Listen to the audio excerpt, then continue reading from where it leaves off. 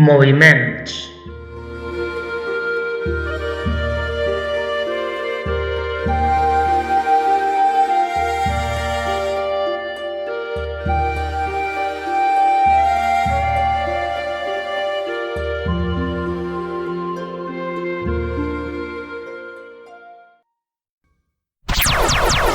Contracorrent Ràdio, la ràdio dels teus somnis.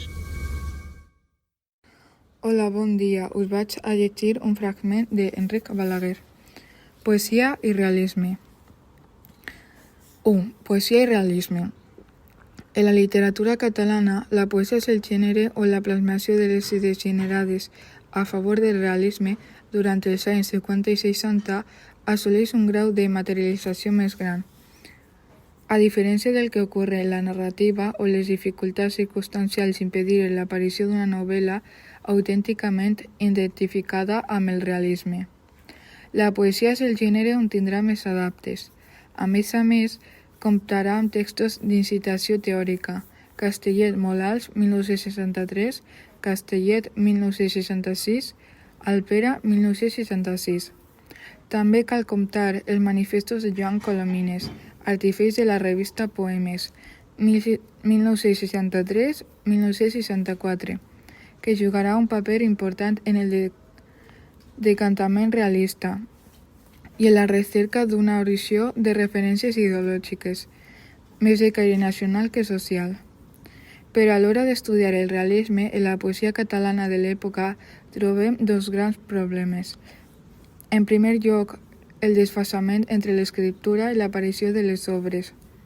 Els poemaris més emblemàtics del realisme, en mans d'autors com Vicent Andrés, Estelles, Miquel Martí i Polo Josep Maria Llopart, són de la dècada dels 50 o dels 60, però es publicaren en la dels 70.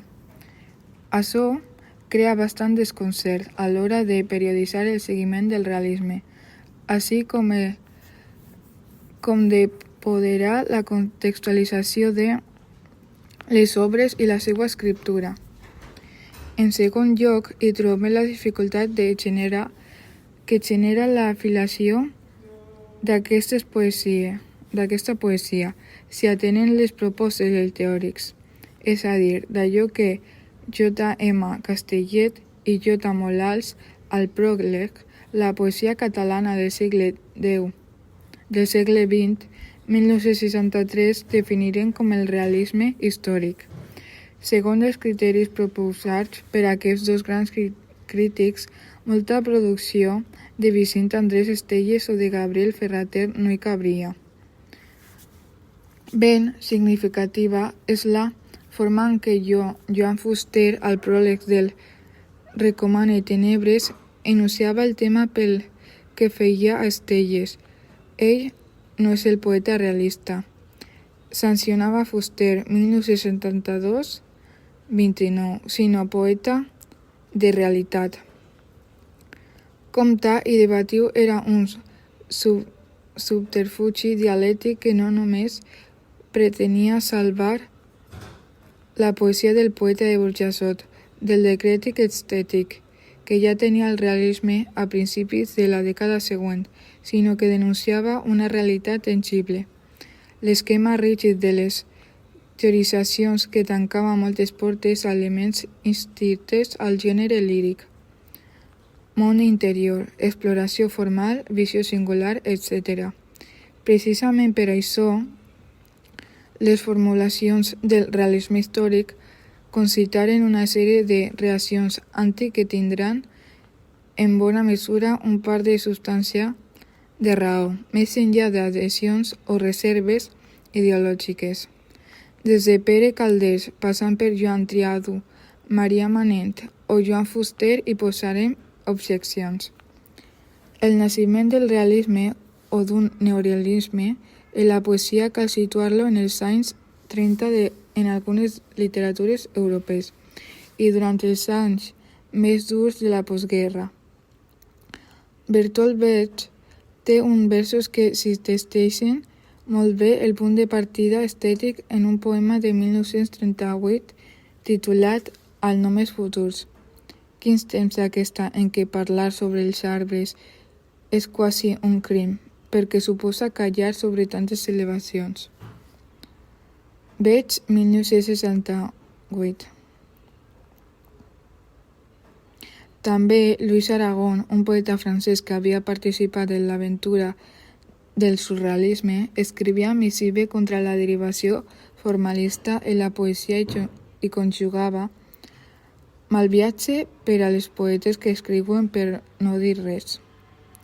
A l'estat espanyol, la guerra civil havia propiciat l'aparició d'una poesia d'aquesta nena, però hi hagué escassa producció dins els modells realistes, tampoc durant els anys 50, a diferència d'altres literatures, i podem pensar que més que res en la castellana. Trobem la quantitat d'adhesions que era previsible o esperable. Amb tot, semblava un fet ineludible l'arribada del realisme, entès com una forma d'expressió diferent, allunyada de l'arsenal retòric i sobretot derivat cap a les reflexions testimonials i amb una propensió al testimoniatge. Ben certament una literatura de compromís. Estic i Civit el podia expressar, o millor s'havia expressat, a través d'un llenguatge mític o simbòlic, com fa Agustí Marta o Carles Rivera a les elegies de Vierville, o amb un llenguatge marcat per la investigació formal com ocorria en el territori de les segones avantguardes, on se situa l'obra de Joan Brossa. El neorealisme buscava, per al costat del contingut del caire moral, produir a través d'unes noves formes l'efecte d'una expressió directa, nua sense distraccions retòriques. Aquest posat antiteòric serà una actitud prou general en el context de postguerra i d'esdevindrà transgenèric, ja que afecta la narrativa i el teatre. On assaig de l'escriptor a una consideració semblant arriba Vicent Llorca, 1989, en la seva anàlisi de l'obra de Marius Sempere, i per un costat, com observa el crític, Sempere és del grup de poetes situats en la nebulosa realista i dels poetes que han adoptat figuracions realistes, en remarca per allunyament dels lligams amb corrents ideològics literaris. A tall exemple significatiu podem fixar-nos en el que diu M. Manent al pròleg de Com un núvol lleuger, 1967. En pretextar aquesta novel·la tanda de poesia xinesa, el poeta xinès escrivia Manet no des de deslligar de la història turbulenta soferta i és ben sensible al constant veniatge de la mort. Però el seu realisme no és un realisme parcial, mutilat, el subratllant el nostre, que clou voluntàriament els ulls davant de la bellesa o la gràcia. La seva vinculació històrica no priva mai de la poesia xinesa de la més ardent atenció al prodigi de les coses de la natura i de les que afaciona la mà de l'home. Els dos qualificatius subratllats són alternament força significatius de la visió de poeta sobre el realisme històric.